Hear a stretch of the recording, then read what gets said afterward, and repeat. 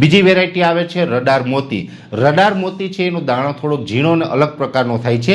Radar મોતી છે એ 8 કિલોના પેકિંગની અંદર આવે છે અને 1 એકરની અંદર બિયારણનો દર હોય છે માત્ર 20 કિલો. 1 એકરની અંદર માત્ર 20 કિલો બિયારણનો દર રાખવાનો છે, કેમ કે આનો દાણો ખૂબ ઝીણો હોય છે અને આ અલગ પ્રકારના ઘઉં છે. ખાસ કરીને જો આપણે ખાવા માટે સારામાં સારી વેરાયટી ગોતતા હોય તો રડાર મોતી છે એ ખાવા માટે ખૂબ સારામાં સારી વેરાયટી છે. મેં ખુદ પણ આના ખાવાની બાબતમાં પણ ટ્રાયલ લીધેલા છે અને કોઈ ખેડૂત હોય એ કોઈ પણ પ્રકારનું વાવેતર કરતા હોય પણ જો ખાવાના ઘઉં વાવવા હોય તો મારી દ્રષ્ટિએ રડાર મોતી જ વાવવા જોઈએ, બીજા કોઈ નહીં. એટલી બેસ્ટ વેરાયટી છે રડાર મોતી છે એ આપણે ખાવા માટે અનુકૂળ છે.